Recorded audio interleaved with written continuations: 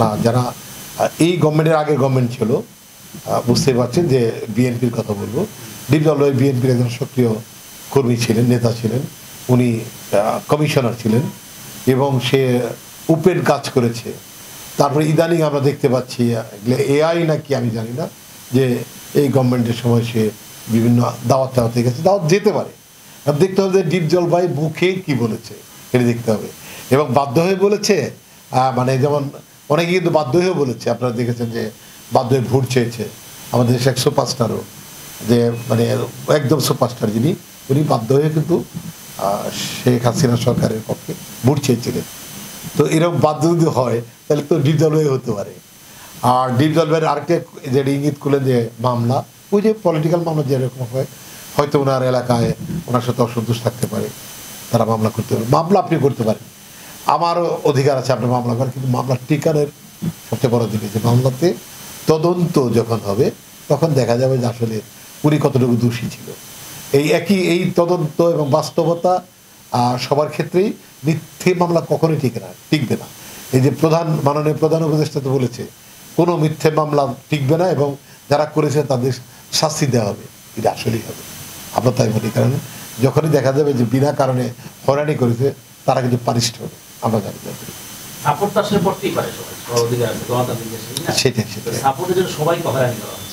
না না, বিনা কারণে এগুলি আমার মনে হয় যে এটা কমিয়ে দেওয়া উচিত। সহিংসতা, আমরা একসাথে কাজ করি, এক শিল্পী অন্য একটা দল করে আমি এই জন্য তার আর চোখে দেখবো, সেটা আমি পক্ষপাতিত্ব নয়।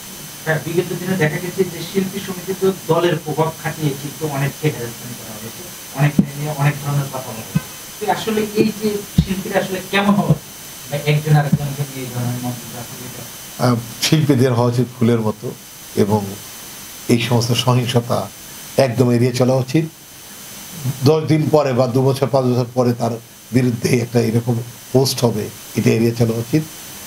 মোট কথা আমি যতবার বলেছি এফডিসিতে একটা কথাই, যে যদি কোনো রাজনীতি করা উচিত না শিল্পীদের, যদি কেউ করেন নাগরিক অধিকার আপনি করতে পারেন, সেটা দেয়ালের বাইরে রেখে আসবেন, এফডিসির ভেতরে নিয়ে আসবেন না। ভেতরে আনলে শিল্পীদের মধ্যে রাজনীতি ঢুকলে আসলে চলচ্চিত্র হবে না, চলচ্চিত্র পিছিয়ে যাবে। কারণ প্রতিশোধ সে কী বলবো যে এই শিল্পী তো ওই দল করে, অরিস না, ডিরেক্টর করে এক দল, নায়ক করে এক দল, নায়িকা আরেক দল, তাই নিতে চাবে না।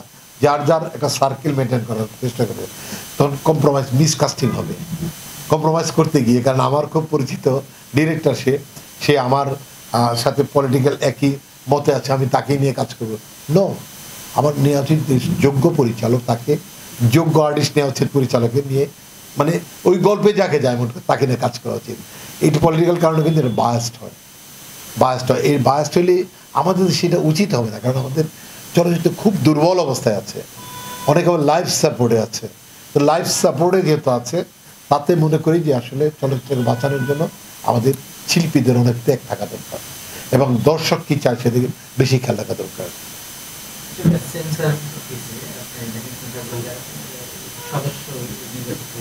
তাদের উদ্দেশ্যে আসলে কি হবে, মানে অনেক অগ্রলোক দেখতে পাচ্ছি যারা একটা ছবি করেছেন বা চলচ্চিত্রের ব্যাপারে কোনো তাদের স্টাডি করানি, তাদেরকে মানে সদস্য বানানো হয়েছে এবং সেন্সর বোর্ডের সার্টিফিকেট বাদ দিয়ে এই যে কার্যক্রমটা চালু হয়েছে, মানে করোনাকালীন থেকে এই পর্যন্ত এখনো পর্যন্ত মানে পেন্ডিং অবস্থায় চলচ্চিত্র ইন্ডাস্ট্রিটা, আপনি নিশ্চয়ই জানেন, কি বলেন আসলে? এটা সেন্সর বোর্ড প্রথম যেটা হয়েছিল ওটা বাদ করে দিয়েছে, গভর্নমেন্টই বাদ করেছে। আর একটা সার্টিফিকেট, যেটা যে গ্রেডেশন সার্টিফিকেট দেওয়ার ক্ষমতা তাদের দিয়েছে। এখানে তাদের ক্ষমতা নিয়ে আমি আসলে কথা বলতে চাই না, তাদের যোগ্যতা নিয়ে কথা বলতে চাই না। তবে আপনারা দেখতে পাচ্ছেন পোস্ট টোস্ট, একটি যে মানুষ গাড়ি চালাতে পারে তাকে গাড়ি দেওয়া উচিত। যে সারা জীবন গাড়ির প্যাসেঞ্জার হয়েছে তারাতে গাড়ি দিলে অ্যাক্সিডেন্ট হতে পারে না, এটা আমার কাছে মনে হয়। তো যারা দিচ্ছে তাদের নিয়ে তো কোনো কথা বলার মতো দুঃসাহস আমার নাই। তাদের কাছে আমার একটাই অনুরোধ থাকবে যে যোগ্য, যে জাজমেন্ট দিতে পারবে, যে ছবির ক্যাটাগরি ভাগ করতে পারবে, তাদেরই এখানে নেওয়া উচিত বলে আমি মনে করি।